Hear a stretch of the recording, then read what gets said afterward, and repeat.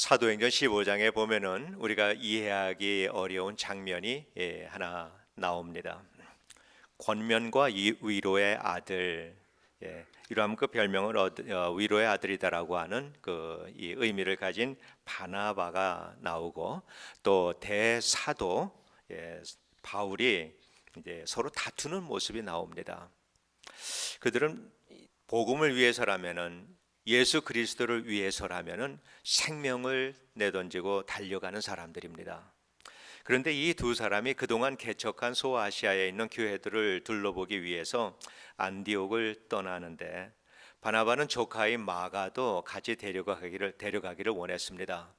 그런데 바울은 밤빌리아에서 도중에 예루살렘으로 돌아가 버린 이 마가라와 동행하는 것을 원치를 않았습니다.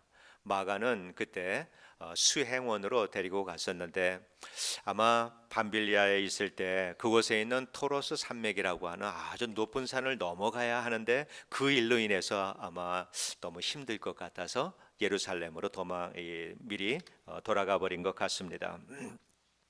그래서 바나바는 마가를 데리고 자기 고향에 있는 구브로를 가게 됩니다. 안디옥에서 남서쪽으로 떨어져 있는 그곳으로 떠나고, 또 바울은 북서쪽에 위치한 자기 고향에 있는 다소가 있는 그 길리기아 성이 있는 곳으로 떠났습니다. 끝내 화해를 하지 않고 서로 북서쪽으로 또 남서쪽으로 떠난 것을 보면은 다툼이 굉장히 심각했던 것 같습니다. 두 사이 위대한 사도들의 다툰 내용을 우리가 성경을 보면서, 그래 맞아, 믿음이 있는 사람도 인간이니 어쩔 수 없지, 교회와 성도들 간에 다툼이 있는 것은 이거는 어쩔 수 없는 거야, 이렇게 우리가 이해를 해버린다면은 성경에서 이러한 내용들을 기록한 그 의미가 사라지고 맙니다.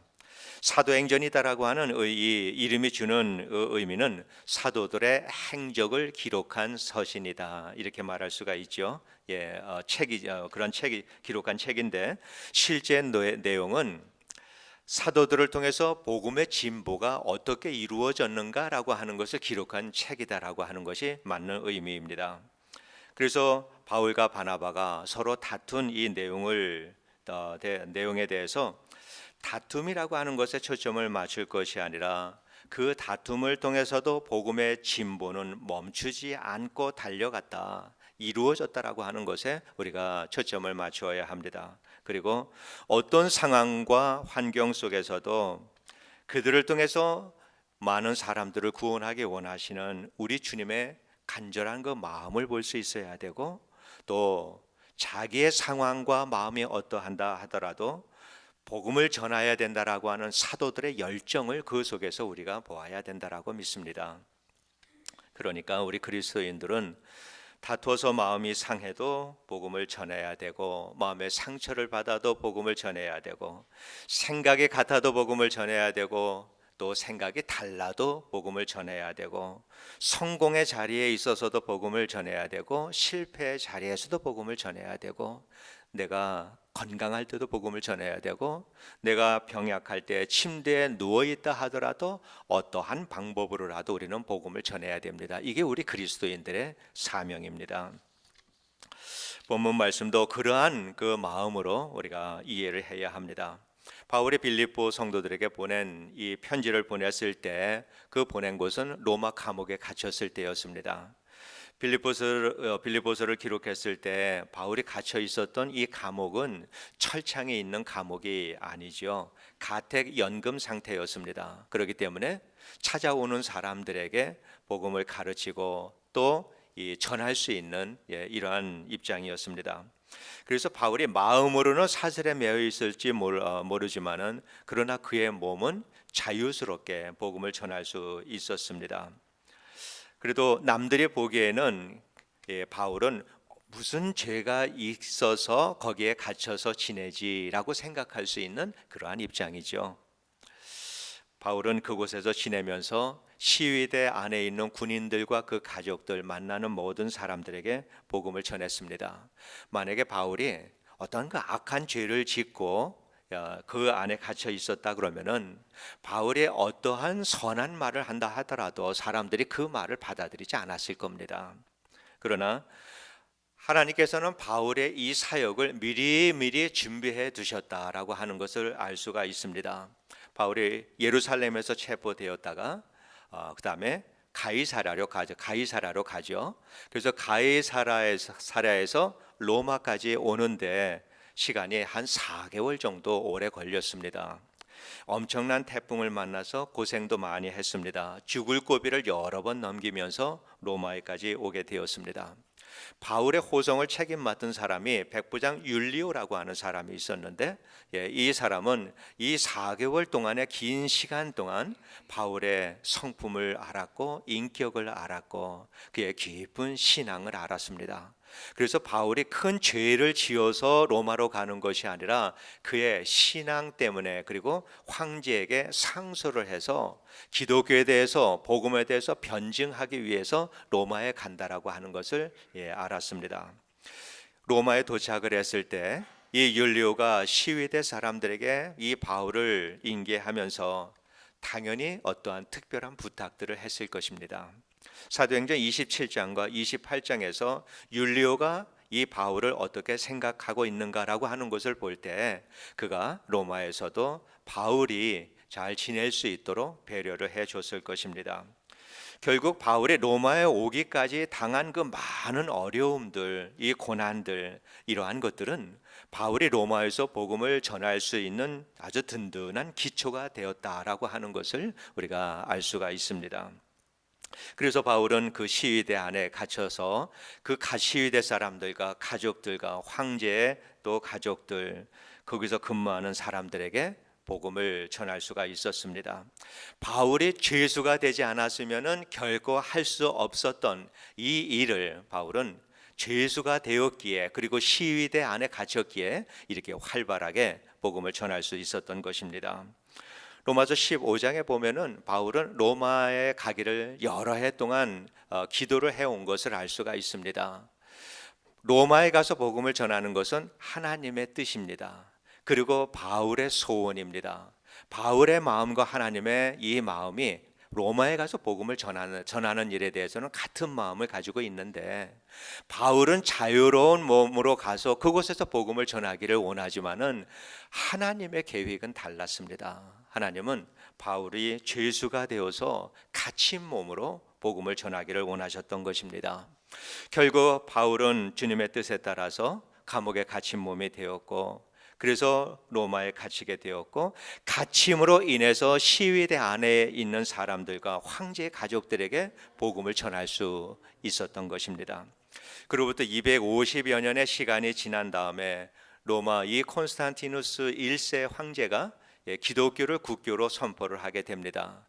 그런데 그의 뒤에 보면은 그에게는 신실한 믿음의 어머니 헬라나가 있는 것을 알게 됩니다. 그러니까 바울이 이 시위대에 있으면서 황제의 가족들에게 복음을 전했을 때 그 복음이 그의 대를 이어가면서 그 로마의 그 황제의 가족들에게 복음이 전해졌을 것입니다. 그래서 오랜 세월이 지나도 이렇게 황제의 가족들에게 예수를 믿는 사람들이 일어나고, 결국은 그들을 통해서 기독교가 국교로 선언이 되는 이러한 일이 일어나게 된 것입니다. 바울이 감옥에 갇혀 있을 때 바울을 사랑하고 존경하는 이 빌립보 교회의 성도들, 바울이 감옥 생활하면서 먹고 사는 것은 잘 하고 있는지, 잠은 잘 자고 있는지, 건강은 어떤지, 이러한 염려를 많이 하면서 기도를 하는 사람들입니다. 그래서 헌금을 보내기도 하고 사람을 보내서 이 바울을 돌볼 수 있도록 이러한 일들을 했습니다. 그런데 정작 바울을 보면은 자기의 건강, 먹고 사는 문제에 대해서는 관심이 없습니다. 자기를 염려하고 있는 빌립보 교회 성도들의 마음을 잘 압니다. 그들을 위로하기 위해서 편지를 쓰는데 이 본문의 내용을 보면은 그들에게 참 위로가 되는 것이 무엇인가를 알 수가 있습니다. 그 위로는 내가 감옥에 갇혀 있는 이 일로 인해서 복음이 전파되고 있다라고 하는 소식입니다. 여러분, 그리스도인들에게 이거보다 더 큰 위로는 없습니다.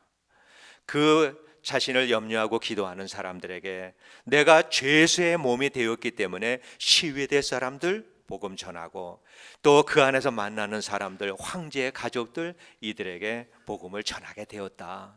여러분, 이것보다 정말 기쁜 소식은 없습니다.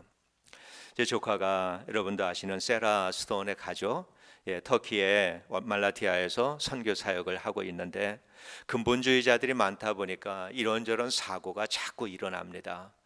교회 유리창을 깨고 위협을 하고 이런 일들이 일어나는데, 그래서 기도할 때마다 세라 가족의 안전을 위해서 기도를 하게 됩니다.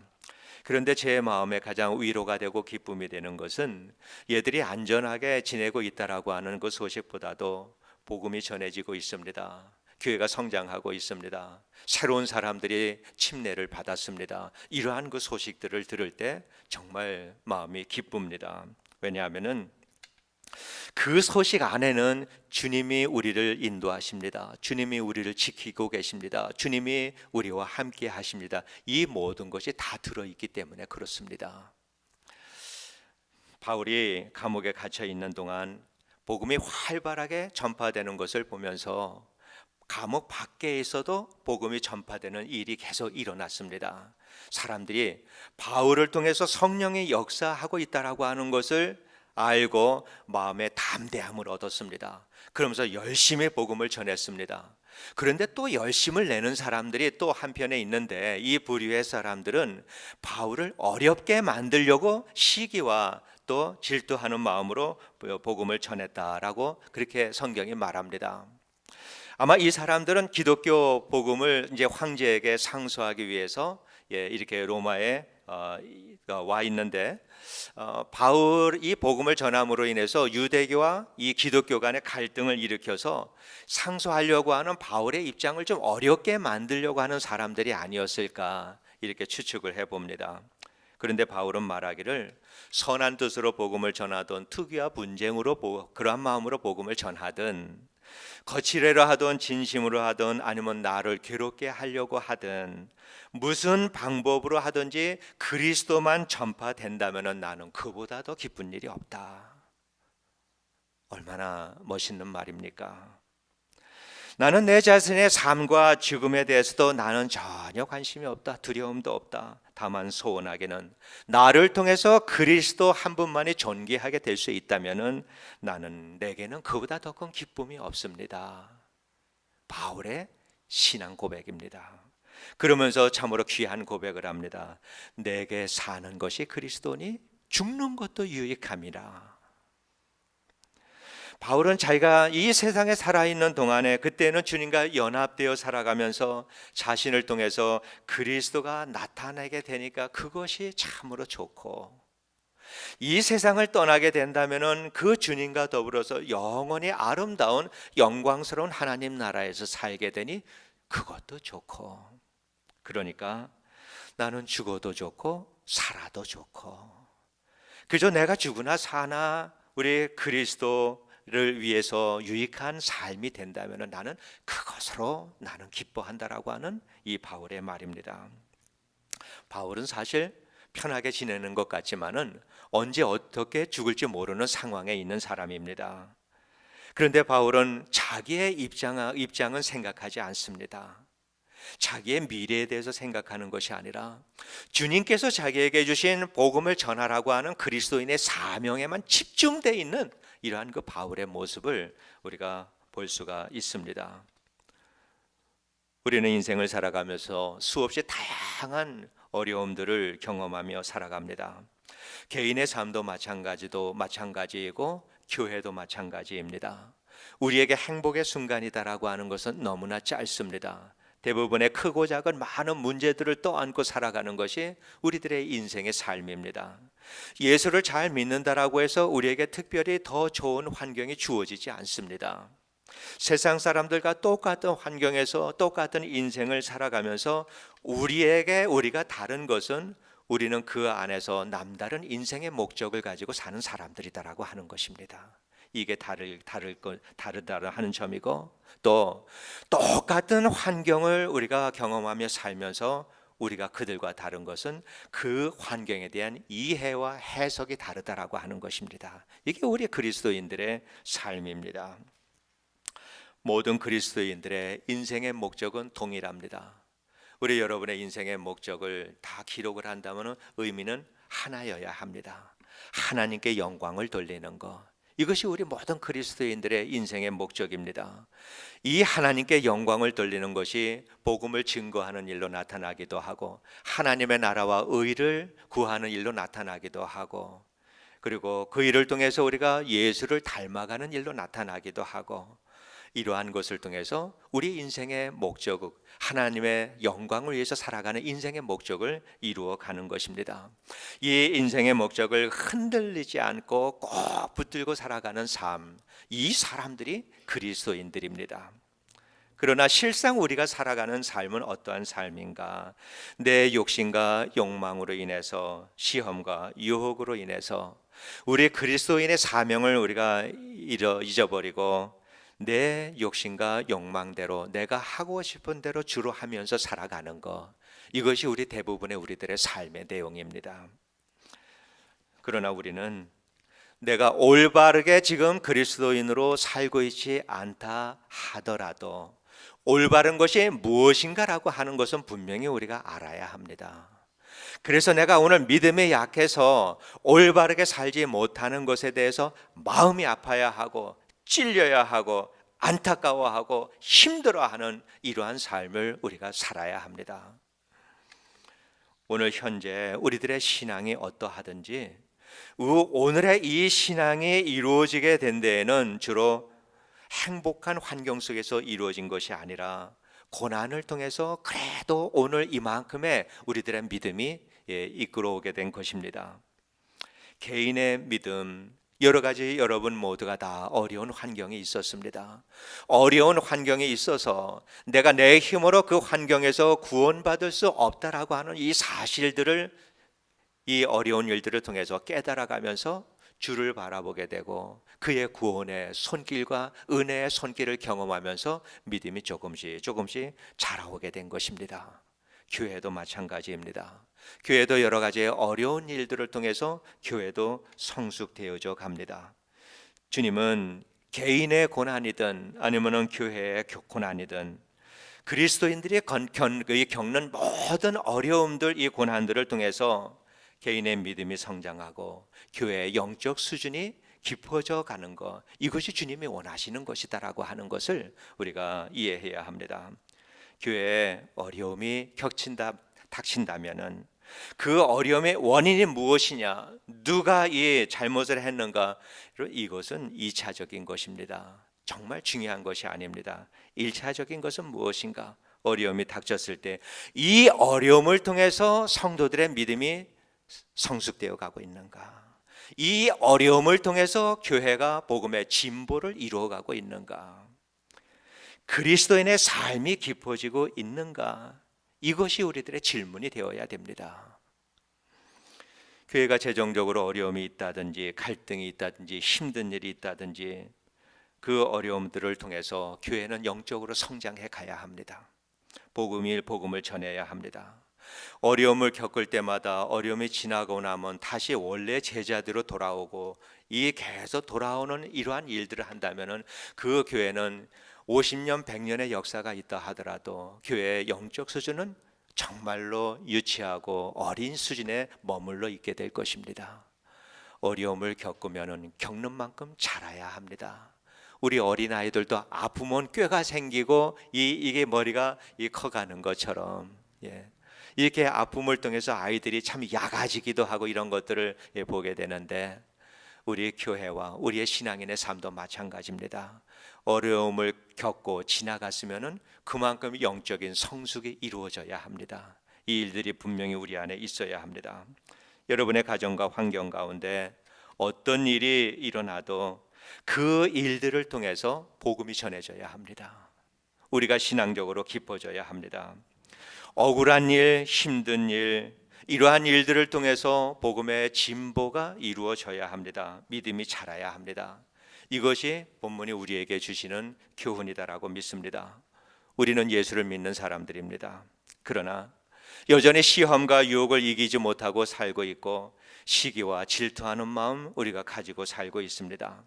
마음으로는 선한 것을 추구한다 하면 추구하기를 원하면서도 내 삶과 내 발과 내 마음은 어느덧 세속으로 끌려가 버리며 살아가는 것, 이것이 대부분의 우리들의 삶입니다. 실수도 많이 하고 죄와 허물을 떠나지 못하고 살고 있고 상처를 주기도 하고 받고 하면서 살아가는 것이 우리들의 삶입니다. 때로는 너무 힘들어서 마음에 피가 흐르는 것 같은 이러한 일을 경험하기도 하고 근심과 걱정으로 잠을 이루지 못하기도 하고 슬픔과 두려움 가운데 우리가 놓여지기도 합니다. 그런데 주님께서는 이렇게 살아가는 우리들의 삶 잘 아십니다. 너무도 잘 아십니다. 그래서 우리 주님께서 우리에게 질문합니다. 그래서 그 너의 어려움을 통해서 복음의 진보가 이루어지고 있니? 주님의 질문입니다. 그 일로 인해서 너의 믿음의 성숙이 이루어지고 있니? 그 일로 인해서 교회가 든든하게 서가고 있니? 주님은 우리에게 그것을 질문하신다라고 하는 것입니다. 그래서 오늘 내가 힘들고 또 근심하고 걱정하는 일로 인해서 내가 당한 일이 복음 전파에 진전이 되었습니다.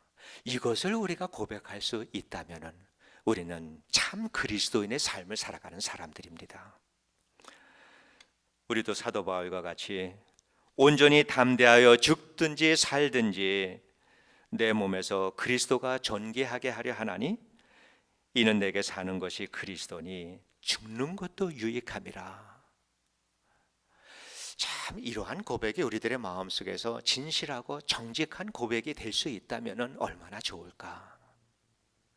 우리가 이 마음을 갖기를 소원하는 이 마음을 우리가 꼭 주님께 기도할 수 있게 되기를 원합니다. 이러한 고백이야말로 참 그리스도인의 멋이지요. 뭐가 멋있겠어요? 이러한 것이 멋이지요. 비록 우리에게 그러한 믿음이 없다 하더라도 나는 믿음이 없어, 나는 믿음이 연약해, 정말 나는 믿음이 작은 사람이야, 이렇게 하고 주저앉지는 말아야 한다라고 하는 것입니다. 나는 믿음이 없고 나는 믿음이 연약하다라고 말하면서 주저앉고 믿음 없는 삶의 삶을 거리낌 없이 살아가는 사람들이 얼마나 많이 있습니까? 믿음을 가진 그리스도인답게 살려고 하는 노력은 우리가 최선을 다해야 합니다. 이것이 우리 그리스도인들의 책임이고 사명입니다. 그런 노력이 있는 곳에서 영혼의 회복이 일어나게 되고 또 문제의 본질적인 회복이 일어나고 그리고 우리의 믿음의 성장과 성숙이 거기에서 일어나게 되는 것입니다. 우리 모두의 영혼은 상처투성이입니다. 이 시대의 모든 교회의 영혼도 마찬가지로 상처투성이입니다. 이렇지 않은 교회가 단 한 교회도 존재하지 않습니다. 영광의 상처가 아니라 실패와 패배와 수치스러운 상처를 우리가 참 많이들 가지고 살아가고 있습니다. 그렇기 때문에 우리들은 믿음이 잘 자라야 합니다. 그렇기 때문에 교회가 날마다 복음적으로 성숙해져야 합니다. 오늘도 우리는 다양한 어려움들을 다 가지고 있습니다.